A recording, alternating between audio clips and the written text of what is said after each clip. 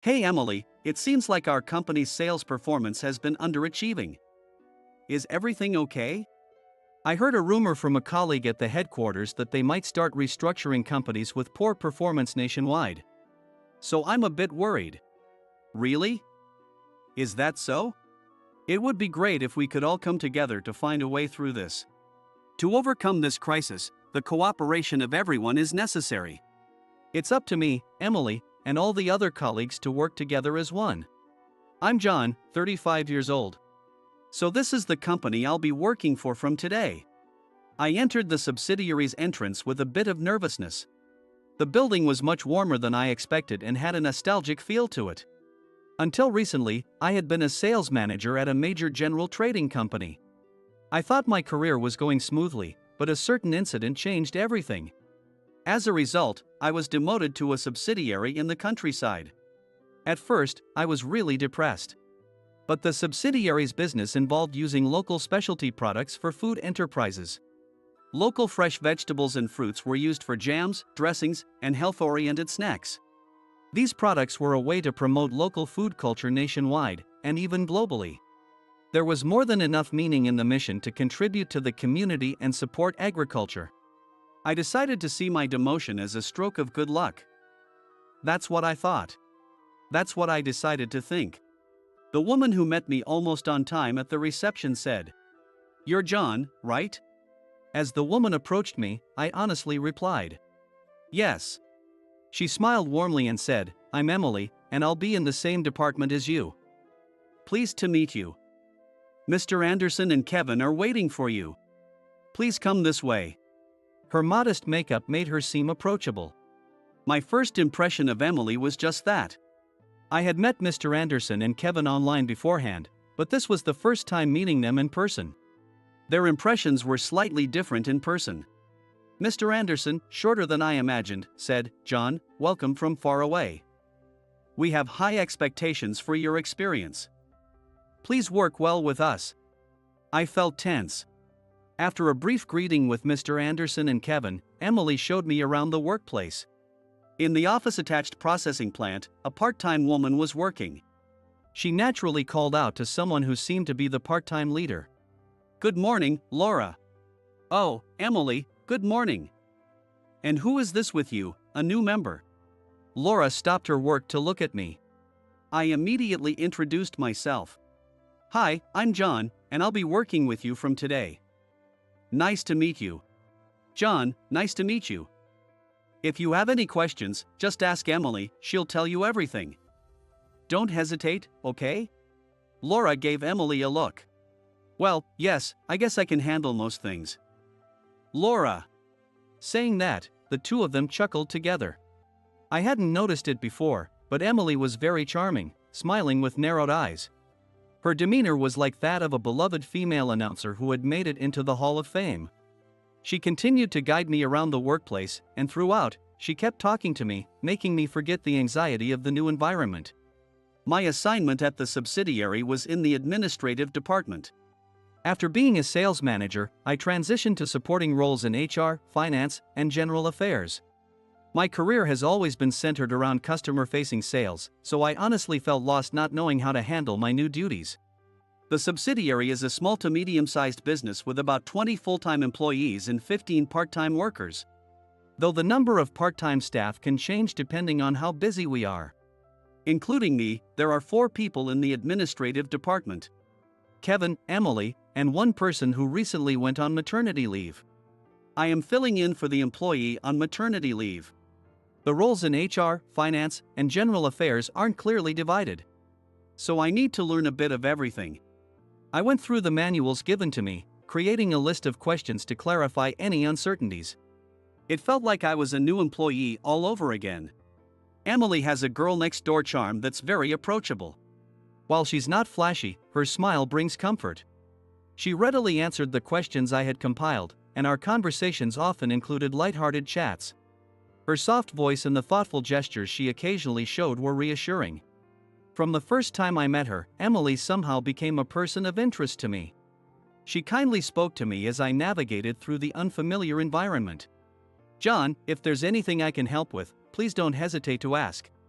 Whenever I paused in my tasks, she was proactive in offering support and teaching me the ropes of the job.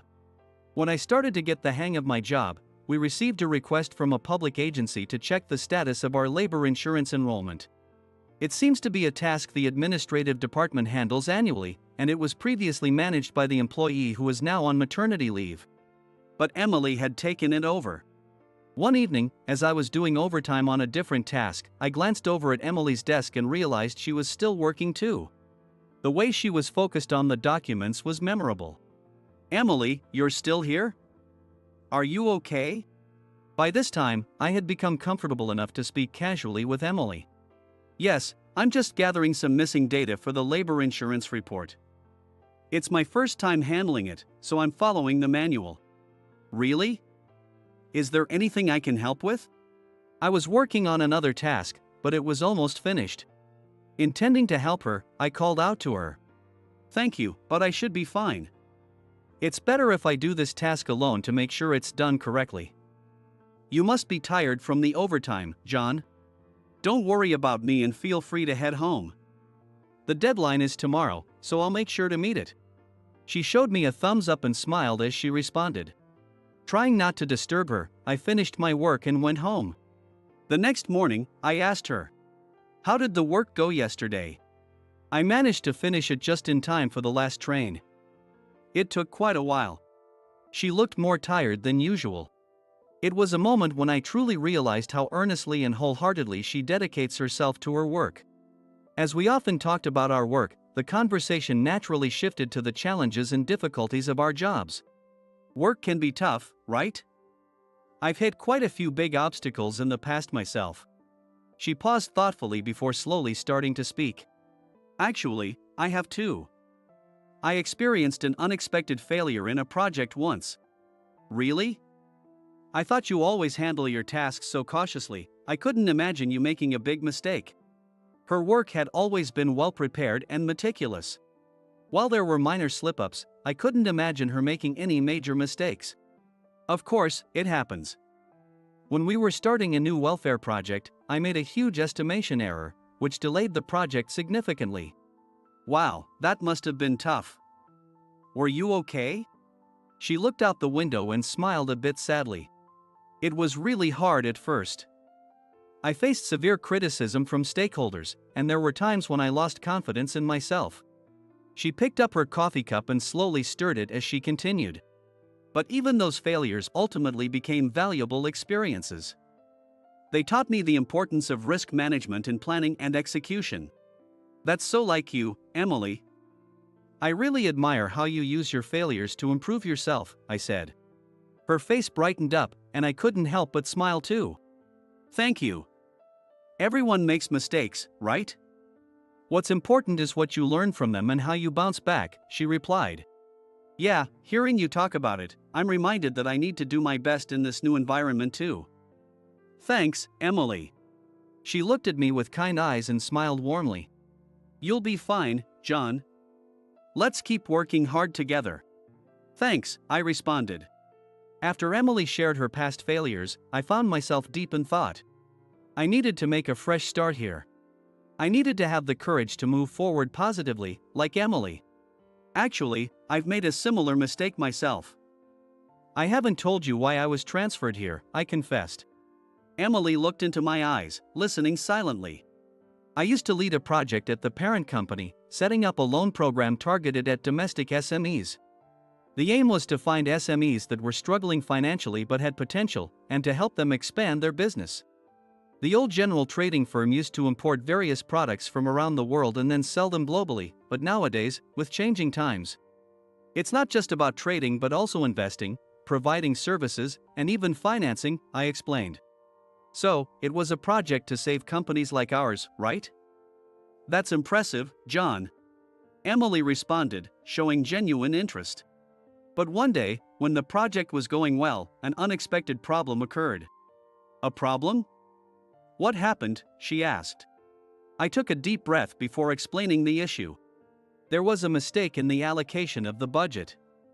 Because of our error, the companies that were supposed to receive the loans didn't get the funds they needed.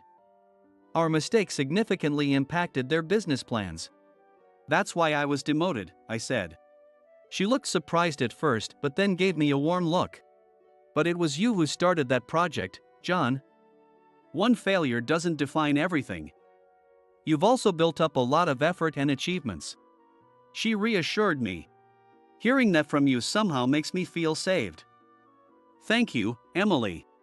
Sharing past failures felt like exposing my vulnerabilities.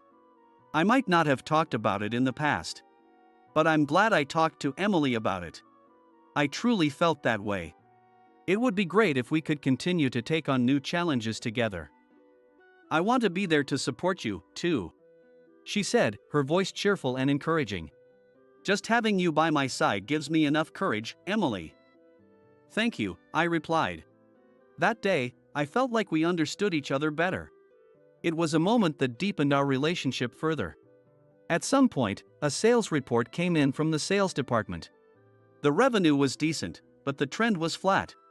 For the second consecutive year, the sales target was unmet, and the profitability was declining, a worrying situation. Hey, Emily. It seems like our company's sales performance continues to be below target. Are we doing anything about it? She looked into my eyes as she answered. Yes, it seems so. We're nowhere near the budget targets. Mr. Anderson and the sales department are trying to develop new customers. But it doesn't seem to be reflecting in the performance. She replied, her voice calm but without a smile. I heard a rumor from a colleague at the headquarters that they might start restructuring companies with poor performance nationwide. So I've been a bit concerned, I added. Really? Is that true? She asked, unable to hide her surprise. There might be changes in the upper management or downsizing before that. Either way, it will affect everyone's jobs here. And it could negatively impact the local farmers too, I explained. She nodded worriedly as she listened to me. That's true. This company is very important not just to us but also to the local farmers. I wonder if there's a way to turn this situation around. Instead of leaving it all to the sales department. It would be great if we could all come together to find a way through this. She responded firmly to my words. I love this company, including the part-time staff. The local farmers are kind, and I absolutely want to protect this. I don't know if I can be of much help, but I want to do my best alongside you, John, she said. We vowed to help each other and move forward together, finding a solution. In order to overcome this crisis, the cooperation of everyone is necessary. Emily and I, along with all the other colleagues, must work together unitedly. Emily has really excelled in the administrative department. For example, she's been advancing the digitization of documents, reducing the amount of paper used. This has improved efficiency by shortening the time needed to search for information and has helped cut costs. Although the savings might seem minor, I believe it's all about individual awareness. Kevin, are you printing that? I'll share it in the folder, so please look at it on the screen. Kevin was reluctant, but such shifts in mindset are bound to pay off eventually. But all my efforts alone aren't enough to improve the company's overall performance. Hearing this, I could tell how much Emily cared about the company. She perfectly manages her duties and yet aspires to achieve greater results. She looked a bit disheartened as she glanced at her desk. I have my limits too. It's so frustrating. I approached her to offer some encouragement. Look, Emily, just having you here has already changed this department a lot. Even if your efforts don't directly lead to improved company performance, your attitude has a significant impact on those around you. That's a commendable achievement. She looked up slightly, grateful for my words. It makes me happy to hear that from you, John. Please let me know if there's more I can do. I want to do my best for this company. With someone like her around, I truly believe we can overcome this situation. I had been secretly developing a tool without telling Emily. Actually, Emily, I used to work in the IT department at the parent company. The general trading firm encouraged job rotation to equip colleagues with various skills, and as part of that, I spent my first 5 years in the IT department. She looked surprised. Wow, I didn't know that. So that's why you're strong in IT. Though I hadn't intended to show off my IT skills, I continued with a smile. Well, you could say that. Even after I left the IT department, I continued studying on my own. That knowledge might come in handy now. She listened with keen interest. I've noticed that some of the business processes here take too long. But with the knowledge I gained from my studies, I think we could improve them somewhat. Really? What kind of improvements are you thinking about? She leaned in eagerly. For example, customer management. Here we use spreadsheet software for managing customers. And the file sizes are so large that it takes time just to open them. But if we use a database, customer management could be much simpler.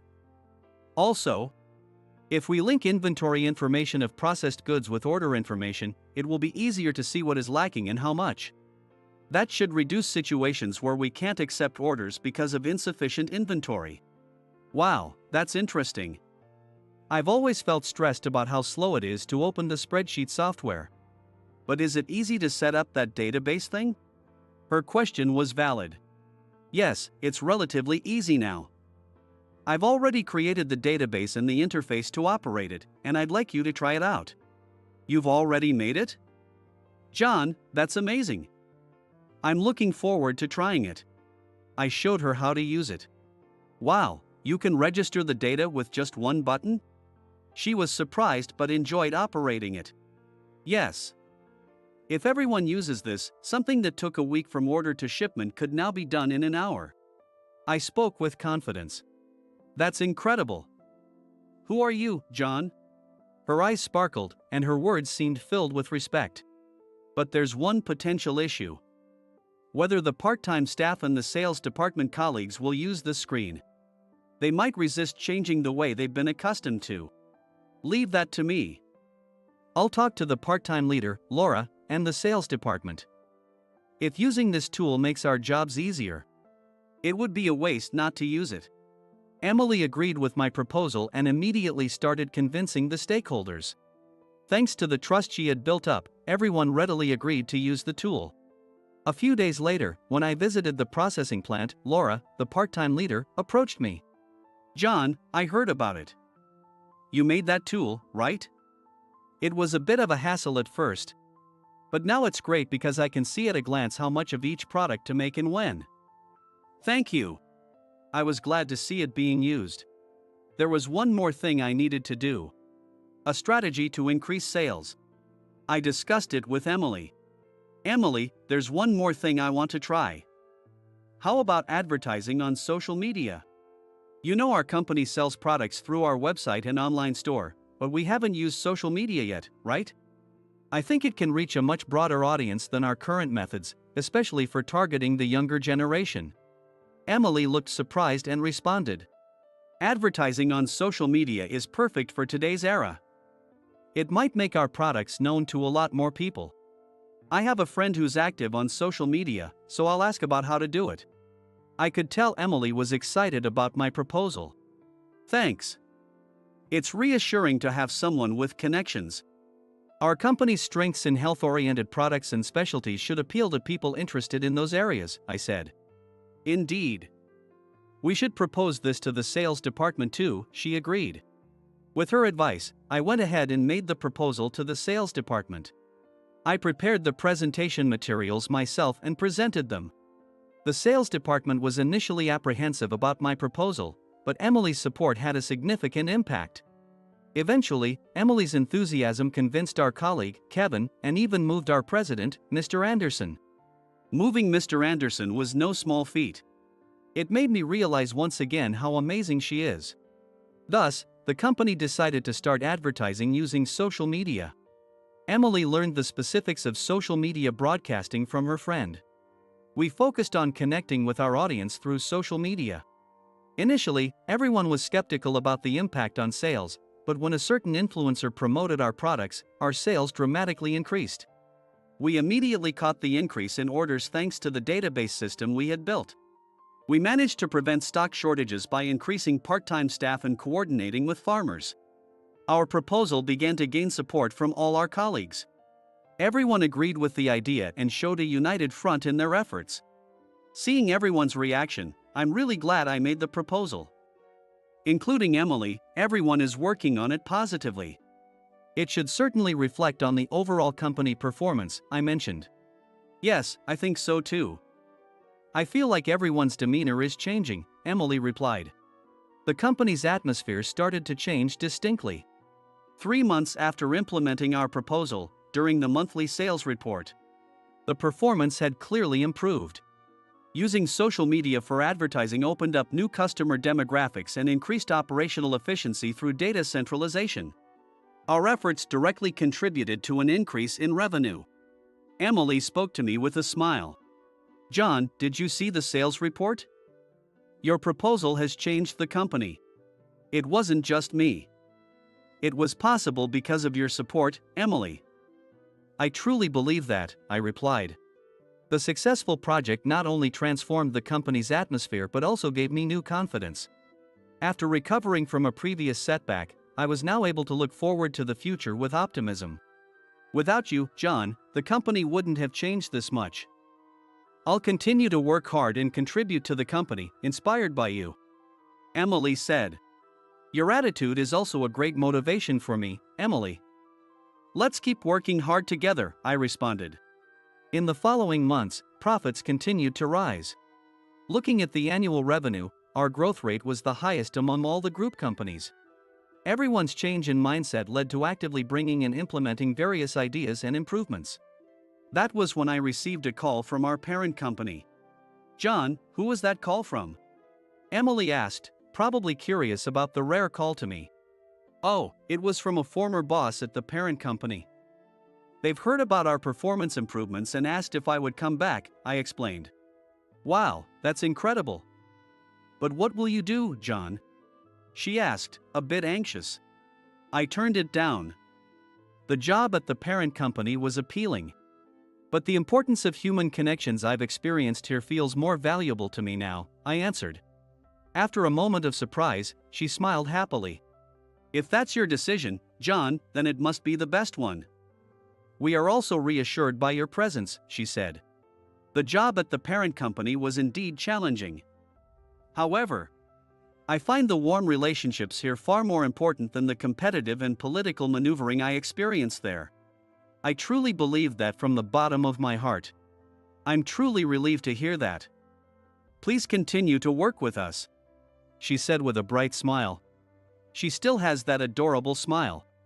I chose not to return to the parent company because I want to cherish what we've built here. Because I want to keep seeing Emily's cute smile and her brightness, always. I thought to myself again. That evening, I asked her to meet me alone because I wanted to talk. Emily, actually, there's something important I want to discuss with you. A lot has happened since I came here. But the biggest change for me has been meeting you, I said. Really? I paused before continuing. Because you were here, I could stay positive even after being demoted.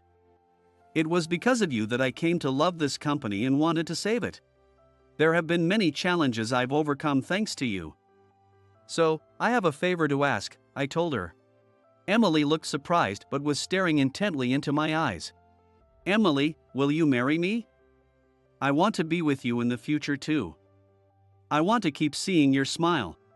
I feel like I can face anything as long as you're with me, I proposed.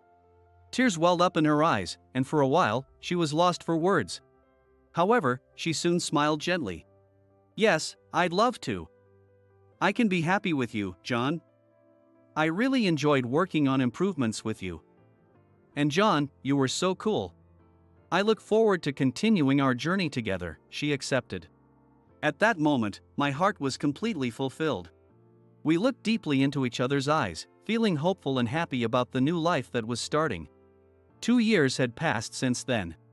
Our company continued to improve its performance, and recently, we received a special award for business innovation from the parent company. There have been frequent interviews from the parent company's public relations department. And our management department has been busy handling them.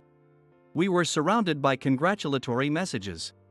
Emily, thank you for today. I never imagined we could have our wedding surrounded by everyone like this, I said.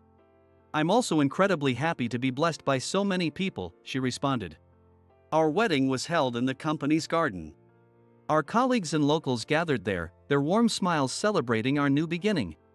The ceremony progressed in a homely atmosphere with handmade decorations and dishes made from local produce. We held hands, renewing our hopes and resolutions for the life ahead.